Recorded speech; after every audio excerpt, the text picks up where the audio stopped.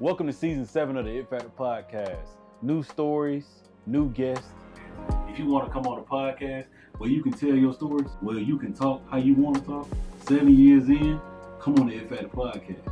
And also, the motto is still the same, to keep changing the narrative. If you're ready for great conversations, welcome home. Hey, how y'all doing? Welcome back to another great episode of the It Factor podcast. As always, I'm your host, Jeremy Robinson, and today we're here with someone special. Go ahead and introduce yourself. Hi everyone, my name is Morgan Barkley. I'm currently a PhD student at the University of Alabama at Birmingham, and I currently do research on insomnia and cognitive impairment and how these are bi-directional conditions. Okay, now, all right, now. She said she do everything. she at UAB. The drag is I gotta get me a sweatshirt too. Let me know, I got you, let me know. So how are you doing mentally, physically, and emotionally? First off, just thank you for even asking that. There's so much stuff going on out here. I like to say mentally wise, I'm doing good. Giving myself grace every day, just reminding myself, we have our ups and downs and stuff, but just giving myself grace and just not quitting. Emotional wise, it goes back to just taking day by day. Everything is different, especially graduate school, outside of that and stuff. So just every day I can push through an emotion and not let it take over my whole day. That is a win for me. And then what did you say mentally wise? You said physically wise. I'm doing good. I'm slowly getting back into the gym. Sure to stay active and stuff. So yeah, overall it's definitely a growing period for me. I'm growing, I'm becoming, like you said, I'm getting to the close to the years of me graduating. So I'm just taking it day by day. Absolutely. I like that. And I say, what led you to if you being from here, because I kind of knew you was from here, but I'm glad I had to ask to make sure. What made you say, I'm going to Clark Atlanta University? What made you say that out of all the places? Right. So it really starts off with my parents. My mom actually went to Clark Atlanta. She particularly went to Clark College. This was the year before it became integrated with the Atlanta. Oh yeah. And then my dad went to Morehouse as well. So they went to school together, and that whole time I was growing up, I was always at the Morehouse games. I was always at the Clark's games and stuff. And I remember when I was in high school, college was on my mind, but not too much really. And I remember my mom, she took me on like a little field trip to a field trip to Spelman and Clark. And at the time, my dad was working at Morehouse, so she was like, you can go here, for free. It really didn't dawn on me and stuff. So first we went around, viewed Spelman and stuff. It was cool, but coming on Clark's campus, it felt like home. It was just, I've never been somewhere where I didn't know the people, but it also felt like family. And it has always felt like that, and it's just, I love how it was just close to home. I can always go back home and stuff. So I love my CAU. I love that. Same. I felt the same when I came. I'm like, I need to be here. Yeah. Out of all the schools I toured a couple. I was like, this is something by Clark. Yeah. I know it's Atlanta, but okay, cool. Yeah. I need to do this. And like you said, the people, family, and it's cool to see that we ain't got to talk all the time, but we support each other, and we just have our way to find a way to make money. We're gonna figure something out. So definitely. That saying right there, find a way to make one, every day. Every day. That. Every day. Yeah. Wake up, go work. Yeah, find a way to make one. Got a new child. Hey, I'm finding a way to make sure this girl good. Exactly. You got to. You got to. So I say, why is it important to go after your dreams? The simple answer, who else gonna do it? Because you can dream all day, but you have to turn that into action. If you don't, then it's just gonna be sitting there. You be like, oh, I want to do this, I want to do that. And then next thing you know, 10 years went by, you haven't even done nothing, it's still just, so I would definitely have to say, because if you don't chase your dreams, then how are you supposed to prosper? How are you supposed to just level up and do something that you want to do and stuff? So, yeah. You're right about that. So I say, why do you believe it's important for you to get industry experience before you go out and say, before saying, okay, well, teaching in academia could be the only thing I could be doing, but why would you want to go do industry experience? Right. So I would definitely have to say right now, especially with me, even the research world, I'm definitely getting both worlds of research and academia. Okay. And so right now, I'm definitely working with different lab mates and different people in the school, but it's really solo. It's really individual, and it's just my project. I have to drive that. If I don't show up, the stuff is not going to get done. I can't tell nobody else to do it and stuff. And and I can explore any question I want to.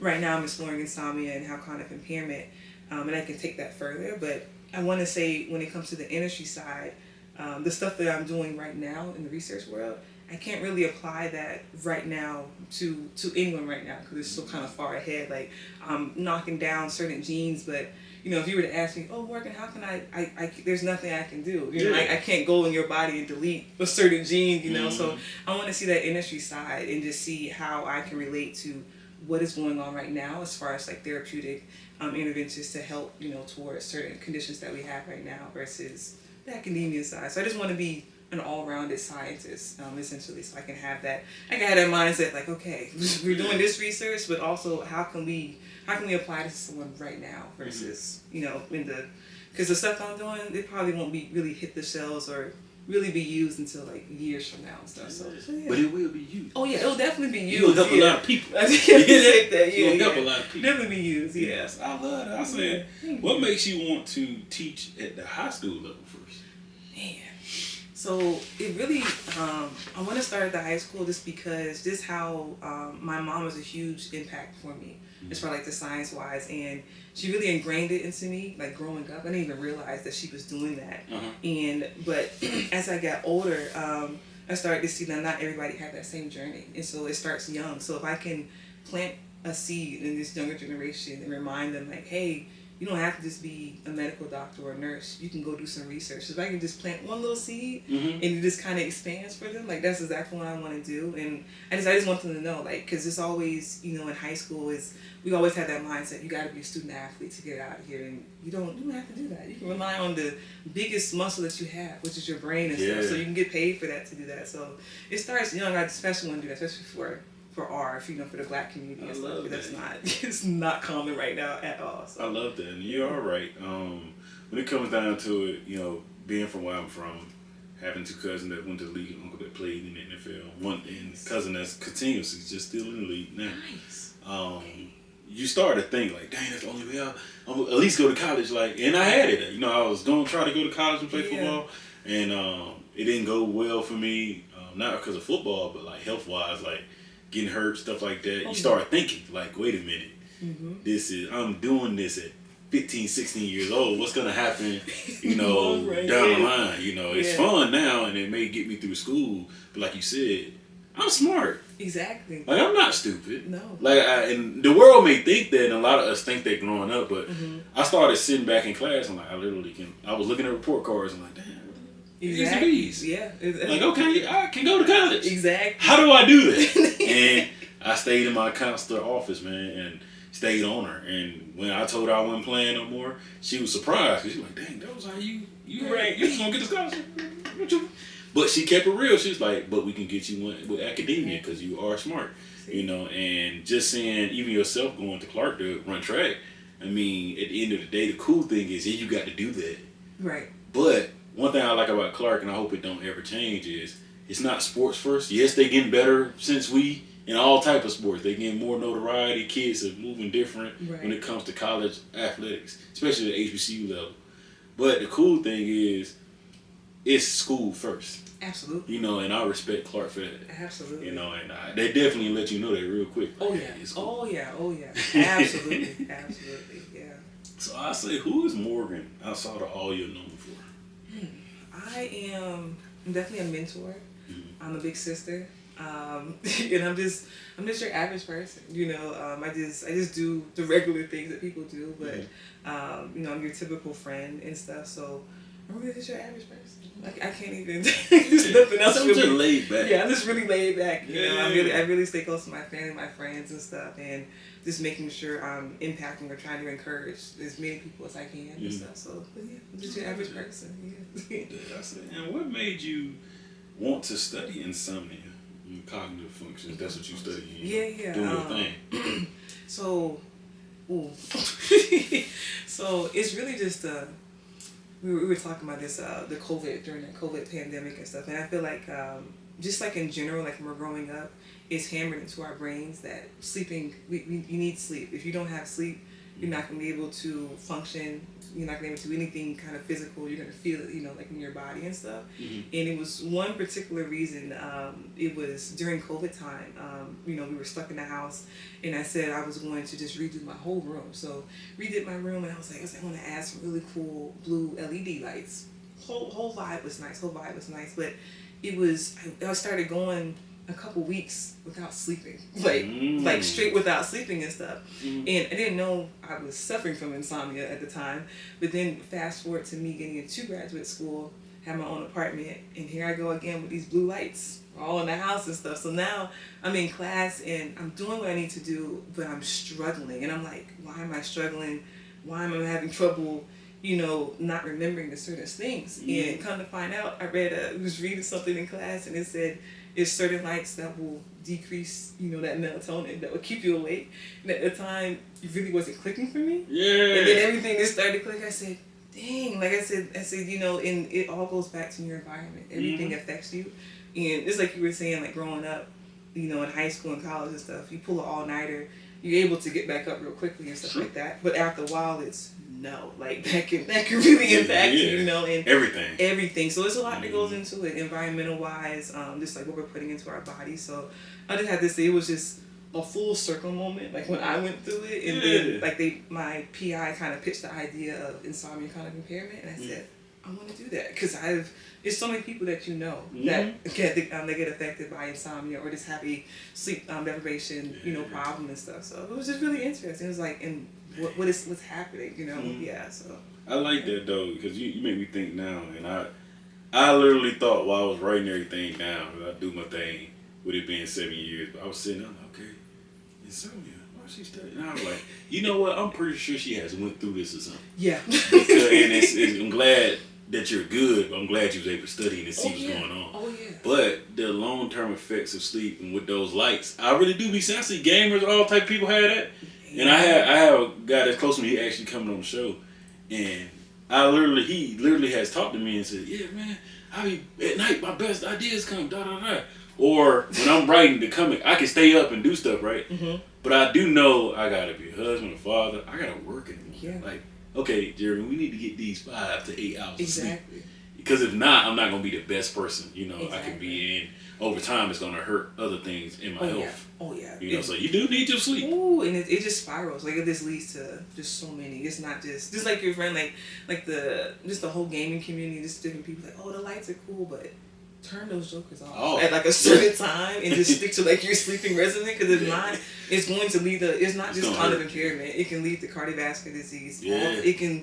It's a whole it's just a spiraling thing, like it doesn't stop there. Like, so yeah. I figured though. Yeah. I figured. And like pulling the last thing I would say about that is like I remember those all nighters. Oh, I'm studying, I'm being in the library, all this. But I do remember coming back, and you know this being a scientist, literally the stuff we have to remember, I'm not going to remember if I don't get sleep. Exactly. So I literally will walk into tests and be like, yeah, I know. And it take a while for my brain to be like, all right. And I start realizing that I'm like, I'm going to sleep. I am not, if I don't know it, I don't know it. Exactly. All right, cool. And when I did that, I learned that I started doing better. Yes. So I say, with that being said, I love what you're doing. I commend you for that. Thank you. Because it's needed. Oh yeah, absolutely. It's very needed. So I say, what is your it factor? Why do you do what you do? Why do I do what I do? Definitely, I would have to 100% say God first. Every day I'm learning. God is showing me what my purpose is. Yeah. And every day I'm learning, like what my craft is. There's certain stuff like I can talk about my science stuff all day, but it doesn't feel like a job to me. And it's probably the same for you and stuff. And just like my family, my friends, they've been just always supportive, always in my corner. But they remind me of just like you, how you're saying the stuff that I'm doing is impactful. And without that, like it's just like, who else is gonna do it? And so many sacrifices have been happening, especially for the Black community and stuff. And we wouldn't be able to go to school if it wasn't for this person. So you gotta keep going. I want the same thing for the next generation, so they can come in behind me and they can do what they need to do as well. And add to it. So absolutely, those two. Yeah. I love that, and that's one of the reasons I do what I do. Literally want people to be able to see, like you said. I'm like J. Cole said, if I can get one person to listen to this and it inspires them, I'm good. Yeah. Absolutely. I don't expect everybody to listen to me and like this stuff, but at some point they'll realize he was a positive dude. He really cared about helping people. Exactly. You know, and I think God is always going to move you forward when you're helping people and doing it for the right reason. Exactly. And it's things that come easy to you. That's your purpose. Yep, that's your purpose. And you have to, your purpose is not for you, it's for others. Yep. Yeah, so, yeah. So I say, why do you hope to help students remember, what do you hope to help students remember about themselves from your teachings and also mentorship? I definitely hope they remember that I'm their biggest advocate. I'm their biggest cheerleader. I'm there to help them. I'm kind, and whatever they want to do, I'm going to be there for them, no matter how long it takes. And I just want to inspire them. Whatever they want to do, it doesn't have to be the science world, but just plant that seed, you know, that little mustard seed in their mind that you can do whatever you want to do, but you just gotta keep fighting for it. So And I say, why is it important for you to help build CAU's research program and department to be even better than what it is today? So, not taking away from what we got going on right now at Clark Atlanta and stuff, but it can be better, you know, and it's certain things that Clark has, but there are other schools, you know, PWIs, where it is on top of the charts. You know, they have all this equipment and stuff, but who's to say we can't do it either? Who's to say we can't be exposed to it? And so I want to bring, because I did a year at UGA and now I'm at UAB, and the stuff that I learned there, I want to bring that back to Clark. I want undergrads to have that experience to the point where they do go somewhere else. It's like, oh, I've already been exposed to that. I already know that, versus you go into HBCU, then you go and dabble into it. No, I want to bring that back to it, because we're breaking so many barriers, breaking so many down and stuff. So, absolutely. Yeah. Great, man. Can't wait for that. Can't wait for that. I'll say, with me being a computer scientist, I'll say I commend you again, you know, Thank you. for wanting to, you know, pour into the next generation of scientists and students of all, you know. But I'll say, why is it important to pour into the, you know, next generation? Because it's just, man, I feel like we've definitely been talking about this too, like, because it's just, if you don't pour into the next generation, when our time is done, who's gonna do it? You know, where they supposed to go? It's gonna fall off by the wayside. Exactly, and how far we come, especially in the Black community, like it took time. We had to. We're still going through racism now, but you know, we had to. It was a moment we were enslaved and stuff. We're still enslaved now, but like it's certain milestones that we have to go down. So if you don't pour back into this younger generation, then how are we supposed to see any change? You know, like it's certain stuff that you look back in the day that racism is still there, but we're still growing and stuff like that. So definitely, I gotta pour back into the younger generation. Absolutely. Indeed. I say, so I have a few, you know, this is something new I've been trying to do. I've seen it from other people. Okay. And I was like, you know what, I try that sometime, you know. It's like rapid fire, but I say late nights or early mornings in the lab. You want them early. You want them early. Oh, no. So definitely not early, but definitely. I said all of them because it really depends on what I'm doing. So it really just depends. Like if I have a long day and I'm doing back-to-back experiments, I probably am gonna start 7 a.m. in the morning and get out of there around like 7 p.m. work at 12. But then it's some days I can stroll in around 10 and I can stay there. But it really just depends. So it's really just all of them. Jesus, yeah. And you gonna laugh at this, but you gonna feel something. Self-guided research or in-class research? Professor guided. Professor guided. I would have to say professor guided, because they're going to pitch an idea to you, so you have like you kind of already have like a little project going on in your head, but then you get to pull from that, and then you get to go like down where you want to go. So I'm gonna say both, because, for example, like when they pitched the idea to me about, first it was my project was insomnia, cognitive impairment, and cardiovascular disease. But I wanted to break it down even more with the insomnia, cognitive impairment, because I wanted to figure out like what's causing that. It's not just one thing and stuff. So, but it really just depends on the person and where you want to go. But some people can be self-guided and stuff. But I want a little bit of a spark, kind of like a little bit of what's it called, like a little bit of like a filler, just to like let me know like what I need to do and stuff. So yeah, I would say both. Yeah.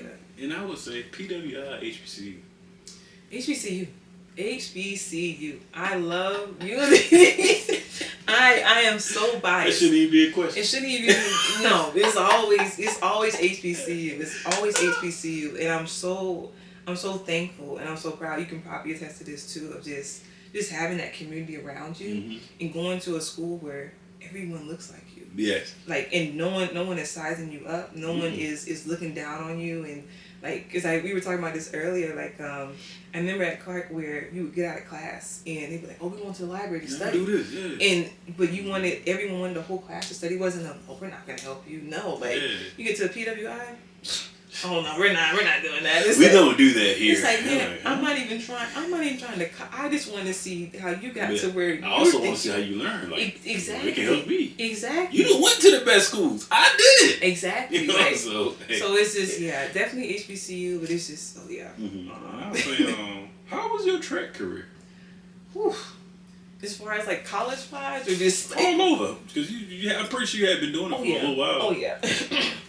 So I would definitely say, I definitely peaked around middle school, like, cause I've been running since I was like 6 years old and stuff, and but it was a time I feel like my highest achievement, especially with track wise, I went to the Junior Olympics and stuff. Placed like the top 100 and stuff, but after I came back from that, I ended up getting a hip torn. I was playing basketball, and ever since then I have not. I know I haven't been the same, and I've always tried to hold on to track and stuff. And you were saying this earlier, how like you get to a point you're like, oh yeah, sports and stuff, but then after a while it's injury after injury after injury. You're just like, no, and that's how it was for me at Clark. It was I was always injured, and I was always trying to figure out what I can do, what can I keep it going.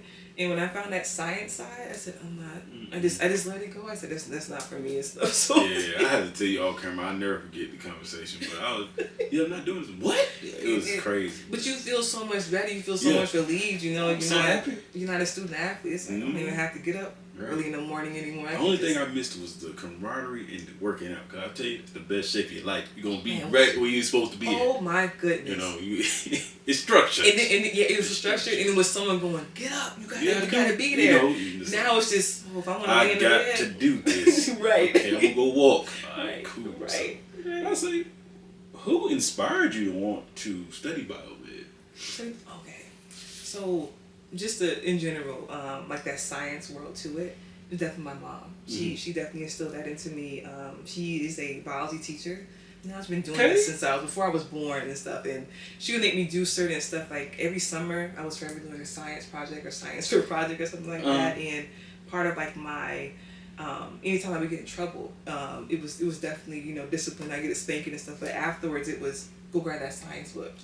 Oh yeah. I'd be tears running down my eyes, and I'm crying. My mom was like, "I don't care. You're gonna read this chapter, and you're gonna write out what you learned and stuff like that." Oh yeah, it got to that. So like science wise, definitely my mom. She definitely sparked that. But when I got to Clark Atlanta, microbiology teacher, Dr. David Logan, I took his class, and that man was so happy about research. Like when we go to lab, he would be, we're doing this, and I'd be in that class like, what is wrong with this man? Yes, like I'm like, what? So fast forward my junior year, I'm coming out of organic chemistry, not. Yeah, y'all had organic. Oh my God. God bless you.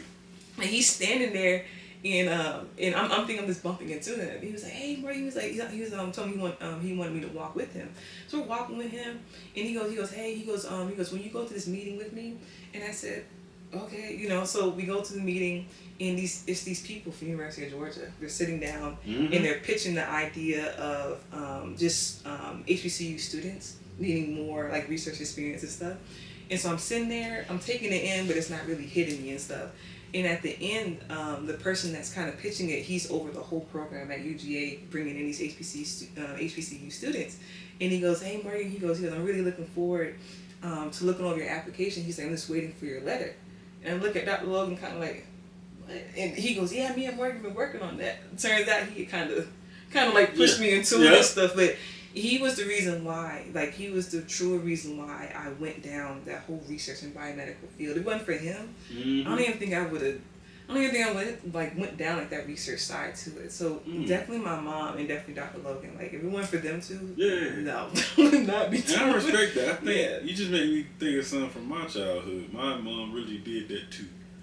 Like not from a science point, but I think that's why I write and I research because I used to have to write them essays, boy. Yeah, she make you like do it like on your own. You just like, sitting here like, bro, I don't even know how to write like that. But like, what? And she's like, yeah, because when you get to school, you're gonna have to know how to do this. And it was like I got in trouble, but you got that with me. Mm-hmm. But also, it was always a learning situation behind it, and I thank her for that. You know, because now I'm like, being a data analyst, being a software engineer for so many years, you start to realize like a lot of stuff run together. Yeah. But now being in a higher ed placement, it makes me be able to say, okay, I'm gonna schedule this out, I'm gonna do this work, and it makes me want to go deeper into the data. Exactly. And I like it. Right. Like I'm not like, oh, I hate this. It's bored. No, it's never a bored. Because your mom instilled that into you when you were like growing up and stuff, and like you hated it then, but now like when you look, like, especially me, I look back and I'm like, man, like you know, like thank you. Well, you know that. How you knew that? That was that small little mustard seed that was like this plantless. It's just that one little seed, and it carried with you. But you still doing it now. You don't have to make yourself do it. You just do it. Indeed. You know. So yeah. Indeed. So I say, what do you want to be remembered for? I want to be definitely remembered for me just being a really big advocate, always pushing people. I definitely love doing that, but also my research side as well, scientist wise, but giving back in creating a different program, like research program at Clark Atlanta, and also at the high school level. If I can do both at the same time, that would be awesome. You know, can. But I can. Okay, I got to figure that out too. I got to figure that out. But yeah, I definitely want to just remember just being everyone's like biggest advocate, because at the end of the day, I want everybody to win. Like I told you this before, but really really proud of you and how you started way back, you know, before COVID and stuff, and you still going. Like I'm proud of you. Like every person I run into, and we still friends, and even like you said, if I haven't seen them in years, I want to see you win. Like I really really do. So yeah. Thank you. Yeah. I say before we do close, do you have to have any questions for me? So what made you start this whole podcast? Because I love how you bring on different people, and we all have our different occupations. But what made you do that? And I know first, you know, you're more like a computer science person, but what made you just bring on everybody? Like why did you sit down one day and was like, I want to hear what everyone does? Like what made you do that? I remember talking to my boy Ricky, man, and they're in mass media, and I always was intrigued with CAU's mass media department. Never got to be in it, of course, because we were scientists. We over there doing engineering work, all type of stuff. Right. But I always said, you know, dang, it'd be dope to talk to people, man. Let me see if I can, you know. And over time, I started realizing, I was talking to him about it when we got our apartment together. And I said, man, I think I'm going to do, you know, I think I should do something, man. Like, give back and hear people's story. He was like, yeah, start a TV show. I'm like, TV? Ain't nobody going to watch that. But I think that day, once I said ain't nobody gonna watch that, it like some spark hit. And I was like, okay, they ain't gonna watch it, but let me do it. Let's see how it works. And he's like, if you shoot it, you get the guests, I'll edit it. He's still editing to this day. Wow. We do better and better. We outdo ourselves because we only competing against ourselves. Right. So I think at some point, while doing the first season, I talked to my mom and my then girlfriend now white, and they both was like, you know, mama gonna hit you with, yeah, you should interview some football, you should do this, you should do this, you should. And we was watching an NFL game, because we like watching football together. And she was like, you should interview that lady, because it's the first black official. Yeah. And I'm like, man, okay, mama. But in my head, I'm like, she ain't gonna hit me back. But she did. And, you know, got her on the show and stuff like that. And that was seasons later, but it started sparking stuff in me to say, dang, like I really can do this, and I can talk to anybody I always wanted to reach out to, and I can bring on people that I went to school with. I can bring on people that I don't know, people that I want to know, you know. And she opened up that door for me to say, you know, yeah, you don't gotta just don't just leave a small box. Like always go beyond the box. So I bring on all type of people, Morgan, because I think that's what our people need to see. Yeah. And I'm cool with bringing on other races. Don't get me wrong; it's open to everyone.